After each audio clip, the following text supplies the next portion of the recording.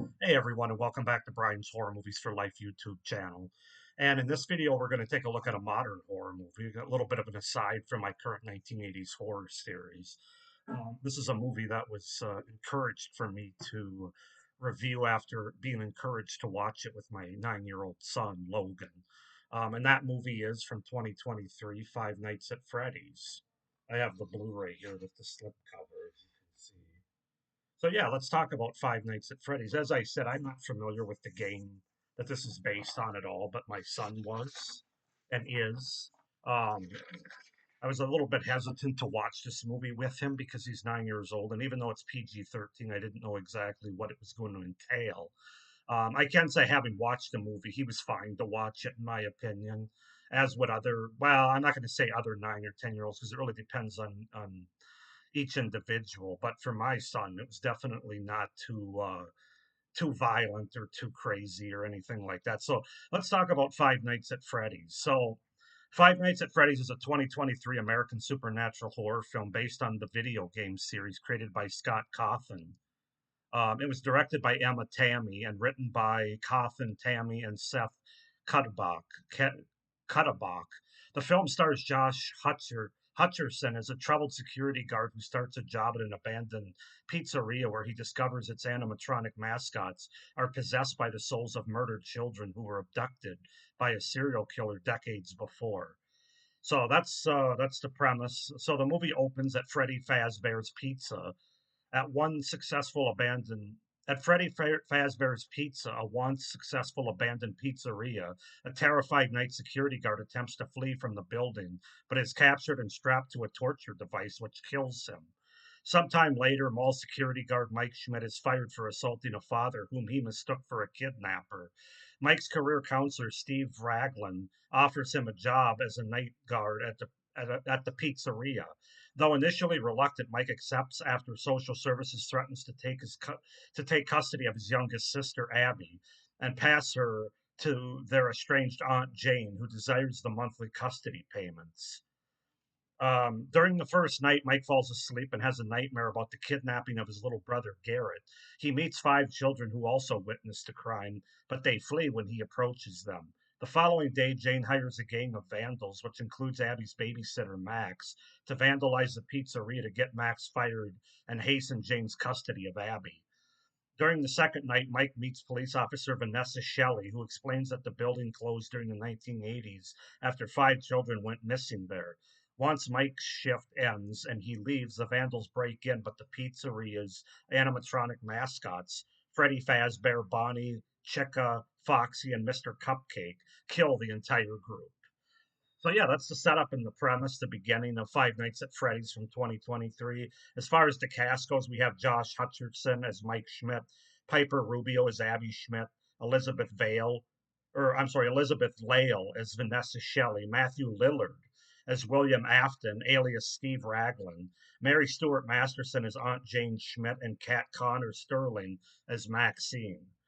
So yeah, that's to set up the premise and the cast for the 2023 supernatural horror movie Five Nights at Freddy's. As I said, I had this in my collection. I picked it up about a year ago, and my son has been eyeing it for about 6 months now and encouraging me to watch it with him. As I said, I was hesitant at first, but I'm comfortable with the decision now, having seen it and read about it and stuff. And he knows more about the video game aspect of it. In fact, I'll give you some of his notes that he shared with me in my review here. But first, I'm going to talk about what I thought about the movie as somebody that doesn't know squat about the video game, frankly, and just as a horror movie.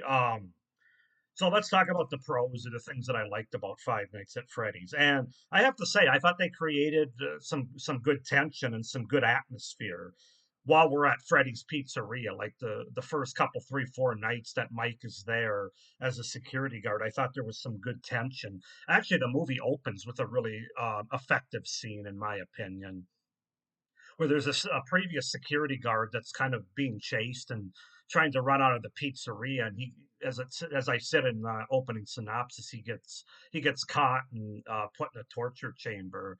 Um, that was a really effective scene to really set up the movie, a good way to open the movie as far as tension goes and atmosphere. And I do think at times this movie does have good atmosphere and tension. So that's the first thing that I can say about Five Nights at Freddy's from a positive standpoint. I thought the performances across the board were really solid, especially by Josh Hutcherson and of course Matthew Lillard, who a lot of us know best from Scream, and other movies too.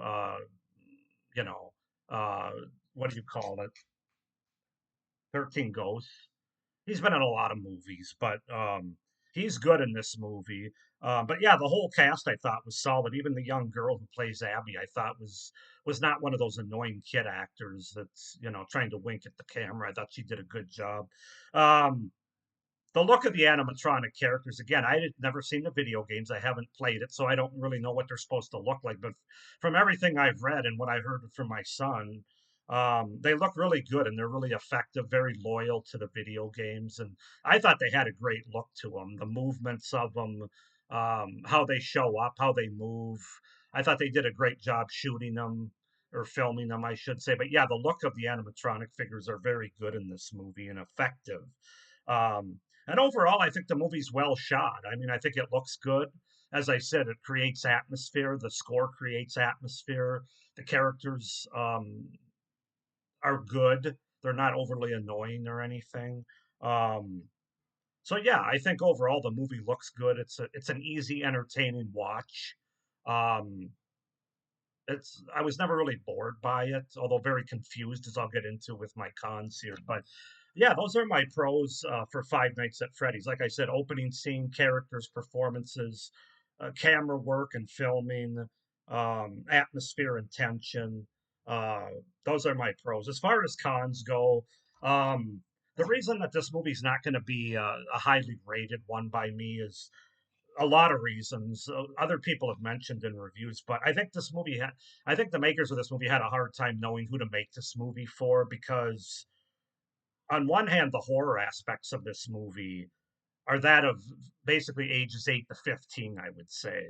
Um, it's not overly gory, although there is a little bit of gore that's shown as we stumble upon deceased characters towards the end of the movie. They do actually focus on some of the gore a little bit on that, but it's not a violent, on-screen, violent and gory kind of movie. It's more um, the horror aspect's more made for younger kids, not younger kids, but like I would say anywhere from 8 to 14, 8 to 15, somewhere in that age range. Um, but then at the same time, they also talk about a custody battle. There's emotional drama kind of stuff, a kidnapping that took place years earlier. A lot of things that the kids that age that enjoy the horror aspect, like my son, don't necessarily get anything out of. So, on one hand, the horror part's made for kids or younger people, or I would say even people that aren't really into horror but are trying to get into it. But then on the other side of it, it's very adult themes that kids aren't really going to get much out of. And like my son, for example, who's 9, there's not a good balance there. They really didn't know who to make this movie for. Um, it really doesn't work for anyone completely as a result. Um, so yeah, that's my first con. The story is just way too much. They try to explain way too much. Now, I understand that you want to try to create some kind of story with this as it relates to the video game. Um, but it's too convoluted. They try to include too many characters, too many backstories, too many connections. It's kind of confusing at times. It's not a movie where you can just turn your brain off. I mean, I guess you could, but you're really not going to know what the hell's going on like I didn't. My son actually had to have me pause it and explain to me what was going on based on the video game. Um, so, yeah, the story's not really effective here. At one point they have dream sequences and flashbacks by our main character, which is grounded in reality as his younger brother's being kidnapped. But then we cut to these evil animatronic, controlled by children's spirit, supernatural characters, and there's no transition there. It doesn't transition well. It doesn't totally work. It's kind of like what I was explaining in my first con about they didn't know who to make this movie for. It's the same way with the story. I mean, it jumps back and forth. Like the first half of the movie almost feels more like the animatronic side of it. where they sprinkle in some of the more based in reality grounded kind of things. And then the second half is a lot more all these twists and turns that we really didn't need. Um, yeah, this is a spoiler-free review. It's only been out for 2 years, so I don't want to say too much about it. But the story didn't work for me, and I think it got in the way of the movie, frankly, as a missed opportunity. Um, despite the characters, despite what some characters learn midway through the movie, they just kind of go with it. It's devoid of any sort of real reality questioning or reaction to the situation. That doesn't play well with me when you're just kind of go with it, and there at least has to be kind of are you kidding me kind of moment. I didn't feel like we got that in this movie. The characters, of course, make a lot of dumb choices, especially one character that walks right up to I think it's Freddy, the animatronic, who's standing there, and she actually like gets right in his face. Well, you're basically asking to be killed, and so that's just one example. But the characters make a lot of dumb decisions. Even our main character in the second half of the movie. Um, so yeah, those are my cons that I have for the movie. Again, I'm coming at this completely blind as somebody that's not familiar at all with the video games or anything like that. Um, there's good things about this movie, but there's also a lot of things that stop it from being a better horror movie or a better movie, period. Now I'm going to read some of the notes that my son gave me. Um, as someone who's more familiar with the video games, he says he loves Five Nights at Freddy's. Also, when he knew that Five Nights at Freddy's was a movie, he went nuts for it, literally. He loved that the animatronics look so real. He said, although it's kind of not the same as the game because Abby is supposed to be Elizabeth and Michael Smith is supposed to be Michael Afton. Those of you that are familiar with the video game probably knows what he's talking about. It sounds like the movie kind of took some liberties with changing characters and connections around that he didn't really like, and I'm guessing other people, even older kids or people, didn't like it too that were familiar with the video games. So that's my son's opinion of the movie. And he said, don't even get me started on Five Nights at Freddy's 2. He's even more stoked for that. We watched a trailer for that actually after we watched a movie last night. So overall, guys, he enjoys the movie, but he enjoys the parts that I think they should have went more with, which is the animatronics and the dark at Freddy's. But I think they didn't. Again, they didn't know what they wanted to do with it. I think they would have had more violence and more horror with it. But then you're probably not going to get the younger kids under the age of 14 or 15 to be able to watch the movie. Um, but I think if they would have stuck more with that and done less with the dream sequences and tried to pile on the different story aspects, this movie would probably be an 8 or an 8.5 out of 10. As it is with what they did, I'm going to give it a 6.5 out of 10. I think it's fine. I think it's a good gateway movie for people that want to get into horror or for younger people under the age of 15, but above the age of 7. Let's not go too young with it. So yeah, 6.5 out of 10 for Five Nights at Freddy's. My son would probably give it more like an 8 out of 10 because he really loves the animatronics, but you can't ignore all the other stuff they tried to pile in here. So go ahead and comment down below what you guys think of Five Nights at Freddy's from 2023. If you're excited for the second one that's coming out December 5th in a little less than a month here, comment down below. Please like this video, hit the little notification bell, and subscribe to my channel. If you haven't already, it would really help me out for the future content on my channel. With all that being said, thank you for watching. I hope you're doing well. And as always, stay scared. Bye.